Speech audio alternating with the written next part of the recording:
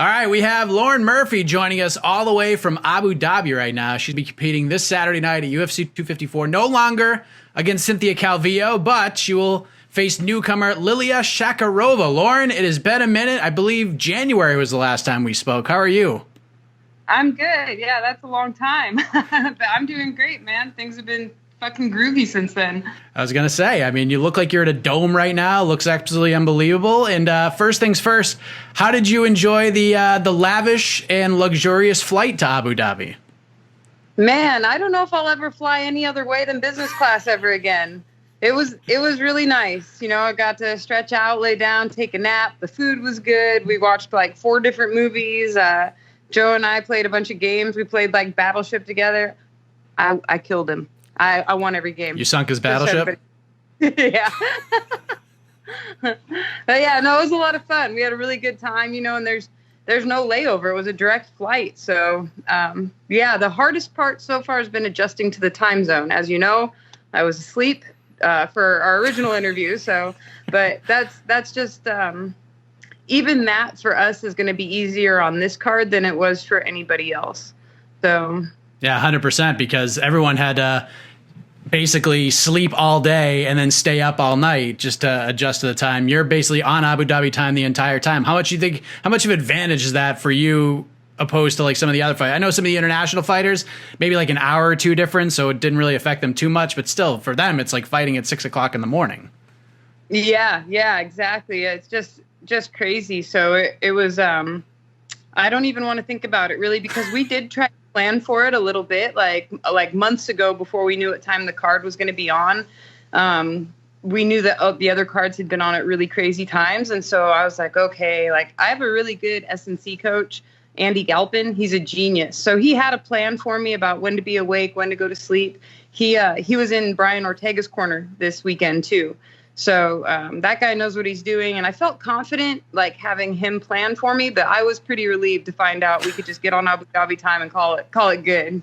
I'm pretty excited just to have like a 2 p.m. Eastern Standard Time main card start. I mean, this is like, it's heaven for me, especially after covering all these events. This is like, I think it's like 15, 16, probably more weeks in a row where everything's like, all right, please have like a 4 p.m. prelim start time. This one's at 10:15 in the morning. I'm so pumped.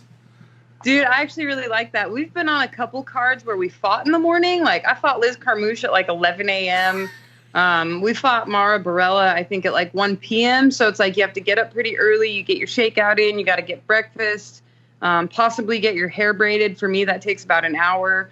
You have to be down in the lobby like 3 hours, usually before your fight time, so that you can get over to the arena. You know what I mean? You have to get tested. Like, all kinds of stuff happens on fight day. So when we fought Liz Carmouche, we literally like had to get up early in the morning. Everything was rushed. But yeah, I like watching cards early in the morning. I love getting up, having some coffee, watching some fights. That's the best. But fighting on those early cards can be a bit of a challenge sometimes. I bet. So before you were inserted into the lap of luxury, Lauren, ESPN's Brett Okamoto reported that Cynthia Calvillo tested positive for COVID-19. We since confirmed that. And that you were staying on the card to fight Liliya. First off, when did you know that Cynthia was out of the fight? The day that she tested positive, Mick called me. And anytime the matchmaker calls you during fight week, or really anytime they call you during your fight camp, it's probably not great news. You know, probably something has happened to your opponent or on the fight card or something. You know, they don't generally call you with great news like during those times. And so he called us while we were in Vegas. And as soon as I saw his name pop up on my caller ID, I was like, oh no. And sure enough, he told us that Cynthia tested positive, and it was a bummer, but also we kind of knew that anything could happen. Like, it was like, okay, she might test positive. I might test positive. Our corner, like my corner could test positive. I might have to go to Fight Island by myself. Same thing could happen to her. Like, any fucking thing could happen. And so we just really had to be kind of prepared for it. So when he told me that Cynthia tested positive, it was a bummer, but it was also like, okay, what's the next step? What are we going to do? So he found a replacement pretty quick. And then the replacement also tested positive for COVID. So we were like, shit, like, now what? Mick was really working his ass off to find somebody, but he did. He found a girl. I don't know too much about her, but She's a lifelong wrestler, I believe. She's 8-1. She's a champion in an outside promotion. So I'm happy to still be facing a grappler. You know, we don't have to completely change everything about the game plan. I'm happy to have a tough opponent. And just super thankful to be here. Like, I literally told Mick, I'll fight anybody. Just get me on the fucking plane. I'll fight anybody. I like asked for Hazmat Chimaev. I was like, I'll fight him. I was going to say, because I was wondering if there's any thought of saying, which would be completely understandable, like, you know what? She got COVID. It's not like she broke her leg. She's not going to be out for 6 months. Like, Cynthia will be back in a few weeks, maybe a month. Like, we could do this in Vegas before the end of the year. Let's do that. Or you were just like, nope, I don't care who it is. Give me anybody. I'm staying on this card and fighting in Abu Dhabi. Yeah, I told him that, and I said, if I win, then I'll fight Cynthia in a couple weeks too. And he was like, that's badass. Okay. So as all of this is happening and you're trying to learn more about your new opponent, you're flying across the world. There's another fight happening in your division between Katlyn Chookagian, a former opponent of yours, and Jessica Andrade, who jumps up to 125 after losing to Rose Namajunas. Before we get into the aftermath of all of this, what did you think of that fight even being booked and Jessica being bumped up and in her first fight fighting the number one ranked 25er outside of the champion? I think it makes sense because she is a former champion at 115, you know, and she is a high performing athlete. She has a lot of finishes. She's exciting to watch. She has a huge fan base, and she was a former champion. So it's like she deserves it, and there's not really any way I can argue with that. You know,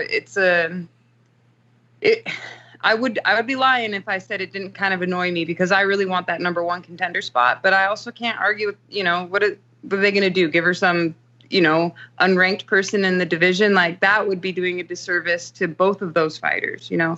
So it makes sense. I honestly thought Chookagian was going to win that fight because she's so long and so good at keeping her distance, you know? And so I wasn't sweating it too bad. And then we woke up in the middle of the night here and found out that Andrade had gotten a first round TKO. And I was like, all right, that is pretty badass. But, you know, that it's one fight in the division. She has one win in the division. So, you know, you can bring up all the 115ers you want. The fact still remains I'm on a win streak right now. I have 4 wins in this division, which I believe is as many as the current champion, I think. And I have fought all ranked opponents in this division. Since the day this division was created, every opponent that I have had has been ranked. And, you know, except for the one I'm fighting this week, who I took on short notice. I took a huge risk coming here to fight her. Like, if she wins this fight, like, that's a huge blow to me, obviously. So I took a big risk coming out here being so highly ranked. I could have easily said, like, no, I'm in a good spot. I just want to stay in a good spot. But anyway, I forget where I was going with that, but yeah. Yeah, I mean, so you find out that Andrade finishes the fight early, and I thought the same thing. Like, we had our preview show. I'm like, listen, Chookagian is 8 inches taller than her. There's no way she's gonna let Andrade get inside of her. I'm like, in the third round, she's eventually gonna get her hands on her. So I think Chookagian could just ride it out in the third round. And then 5 seconds into the fight, Andrade already had her up against the fence. I was like, oh my God. I'm like, this is going to be a long night for Katlyn Chookagian. So she puts her away, and immediately, and I asked the question, and every other journalist in the sport asked the same question. Did she just screw up everything? Did she just jump the queue and become the number one contender in this division before Shevchenko fights Jennifer Maia? You did not take kindly to these questions, and I can completely understand why. You hate Twitter anyways. Was Saturday night and probably Sunday morning where you're at, was that just like the worst Twitter experience, considering you're in a very important fight? It's definitely not the worst that I've had on that cesspool of a fucking website, but but it is so different because, like, on Twitter, people, like, some guy wrote to me just calling me a piece of shit and a terrible fighter. Like, people are telling me I'm stupid, that I'm no good. And then I get on Instagram and people are like sharing videos with me, and like they're telling me that they want to see me fight for the title and that I deserve it, and they agree with my tweets, and like, it's just such a different culture on Twitter. It's just so hateful sometimes. But yeah, I stand by everything that I said. You know, there was 5 seconds left in that round. Katlyn did turtle up, okay? Katlyn did turtle up. But sometimes they let dudes get beat to death in that octagon before they stop it. You know what I mean? So she's, Katlyn's a title contender and Jessica Andrade is former champion. Let them fucking fight. It was almost the end of the round. Katlyn was getting up as the ref stopped it. She tried to stand up immediately. So I don't know. I can kind of see it both ways. She got dropped with that body shot and she turtled up, and that does signal to the ref that you're done.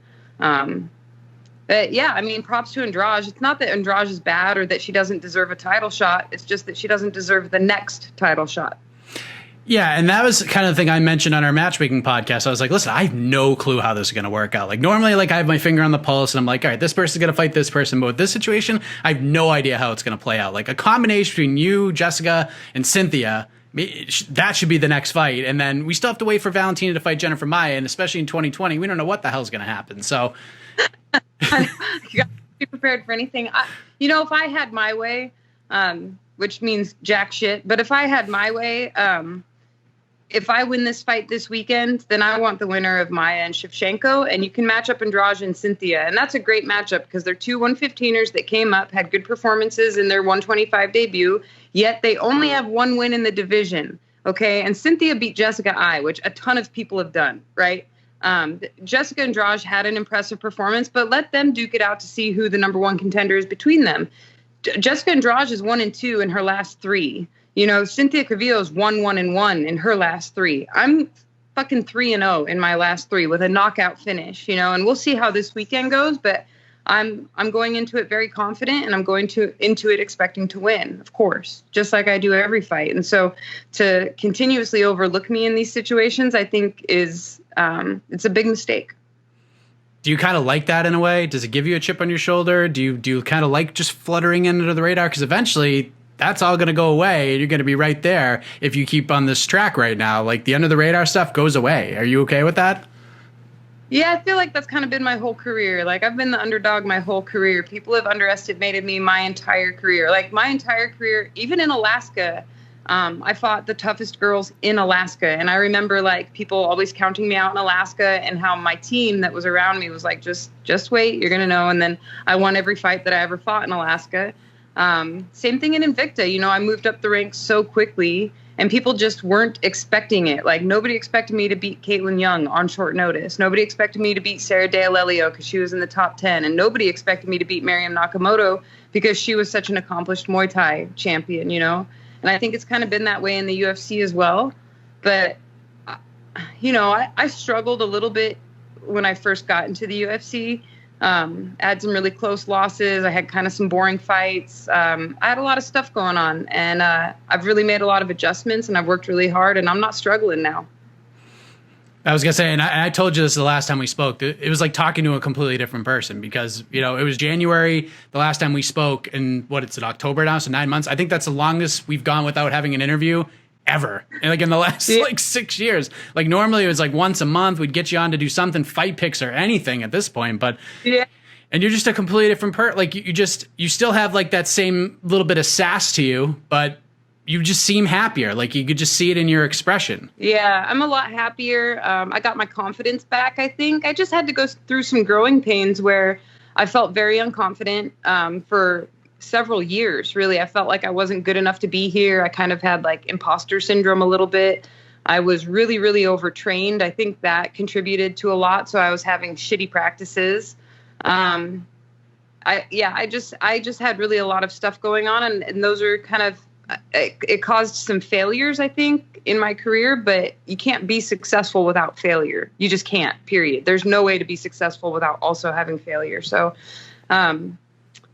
I had to go through those growing pains, and I had to figure out who I am as an athlete too. Like, I had to test the waters about what it means to be confident versus arrogant. Like, am I a shit talker or am I a humble person? And so I kind of, for a while, my attitude was like, well, in Invicta, I was humble all the time and didn't say anything shitty about anybody, and it didn't really fucking get me anywhere. Like, still nobody respected me. So I guess I'm going to start talking shit to everybody and running my mouth. And I didn't really like being that person to that extent either, So it took me a while to kind of find a balance where I could be a little bit sassy and confident, but, also not get this attitude that's, turning people off all the time. So I think it just took me a while as an athlete. And you have to keep in mind, too, that I had not been an athlete very long when I got into the UFC. You know, when I started fighting for Invicta, I'd been an athlete for 3 fucking years total. Like an athlete, not an MMA athlete, an athlete. Like started playing sports 3 years ago, and now I'm in Invicta. And then a year later, I was in the UFC facing Olympians and title contenders and everything else. It just took a while for me to kind of sort it all out mentally and physically. And once I found the right team, the team that I'm with now and have been with for about a little more than a year now, I think. Yeah, I've been with this team a little more than a year now. Things really, really, really started falling into place for me. And I've got some really good examples around me. I've got some really cool level heads around me and just a great team that believes in me and loves me. And it has made all the difference in my attitude, in my mental state, in my training, everything. Would you do it all over again the same way? Or would you stay with the team and stay in Houston the entire time if you could do it all over again? That's a hard one because some days I feel like, fuck, I was really in a bad spot during the prime of my career. And that is kind of a hard pill to swallow, to think that maybe those tough fights that I had and those tough losses, maybe I could have won those if I had been with the team that I'm with now.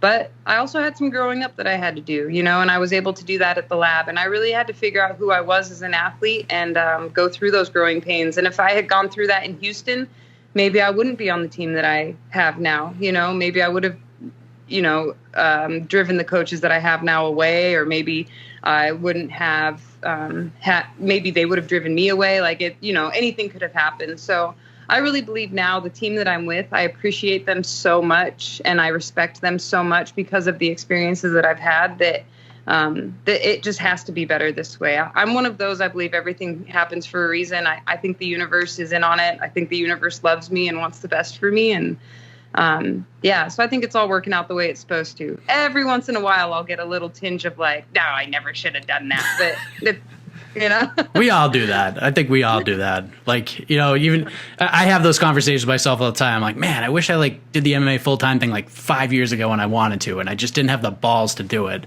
Like, I really wish I did. Like, it would be in a completely different place now. It's just wild to even think about. But you're about to fight a very tough newcomer on a 3-fight winning streak in her first UFC fight. She's 8-1 as a pro. I know you don't know a whole lot about Liliya, but what have you been able to learn about her? Have you been able to watch any fights or film or anything like that? A little bit, but she hasn't fought in a year. So that's another thing that kind of makes me nervous because it's like, well, who knows what she's been doing for the last year? It could be, she's just been in the gym 8 hours a day, fucking improving, So I watched her last fight that she had and a few others. I can tell she's a very, very good wrestler. Somebody told me she's a lifelong wrestler. Somebody commented on my Instagram that she's the best wrestler from Uzbekistan. So, I mean, that can't be a fucking joke. You know what I mean? It's that's a good grappler. She's fast. I saw that too. She likes to throw spinning shit and she does it pretty quickly. So I'm going to have to keep my hands up for sure. And, it's going to take, I think, a few minutes, but I have a really good coach in my corner named Alex Cisne, and I'm just going to rely on him to figure her out, and then he's going to tell me what to do. And that's basically the way we're going to have to do this. Not really much of a game plan going into the fight. I'm just relying on him to be the brains of this operation. Still on the main card, despite the switch out. You must have been pretty pumped to see that, right? Yes, that was one of the first things I asked Mick too. He was talking about replacements, and I was like, "Oh my God, well, I'll fight anybody, but can we be on the main card, please?" And he went, "Ooh, that's a good question." He was like, "That's a Dana question. I don't know." And I was like, "Okay, well, we'll just, we'll wait to see." And I just kept my fingers crossed. And when we landed in Abu Dhabi, John Anik was on the bus, and so I started pumping him for info. I said, "John, do you know what the main card looks like? Am I still on it?" And he said, "Well, it looks like it. Things are always subject to change, but it looks like you are." So cool, man. Awesome. Classic John Anik answer right there. I think so, but I'm not. I'm going to be non-committal here. I'm a company guy. Yeah. I love that guy. You're also. I find this interesting too. You're on the main card with buddy Mr. Jared Cannonier. Both of you are fighting for a chance at potentially fighting for a world title in the next fight. It comes full circle sometimes in this wacky sport of ours, and here we are. How cool is that being in this position with Jared as he gets ready to fight Robert Whittaker in the co-main event of this freaking thing? Oh my, it really gives me the chills when I think about it. So I'm going to tell you a little story. This is crazy. So my lucky number is 7, of course, lucky number 7. And this is Fight Island number 7. And Jared's number is number 9 for, I don't know what his reason is, but that's his lucky number. And there's a picture of us from years and years ago in Alaska at the Alaska Fighting Championship. Joe, Jared, and I, and we're all together. And we were talking about that particular picture, and we were like, dude, we should make one of those, like, how it started, how it's going things, you know, with us at the AFC and now us on Fight Island in Abu Dhabi with the UFC fighting for contendership.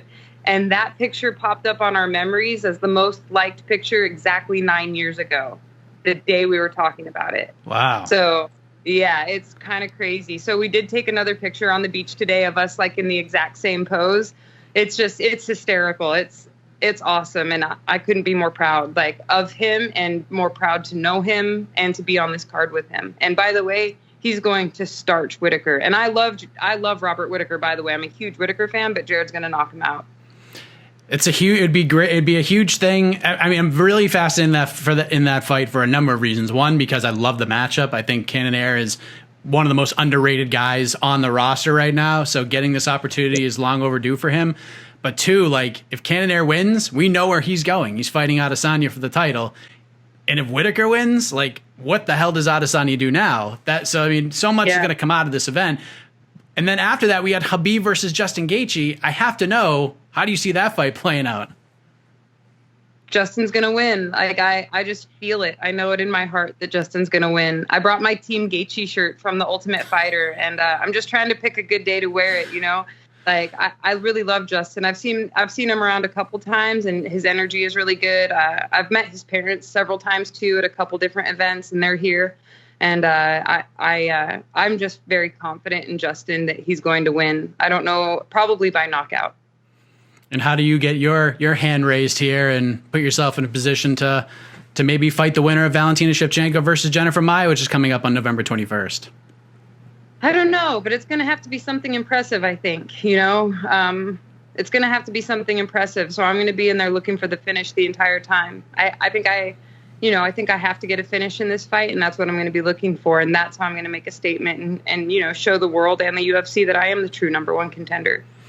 Love to see it, Lauren. Love to hear it. Very excited we were able to do this again, especially with you being in Abu Dhabi. It's very difficult to get interviews like this lined up, but you texted me late last night, and I was like, let's do it. Let's do this thing. And then you fell asleep, but it's okay. This is like the story of our interview to interviewee relationship over the years.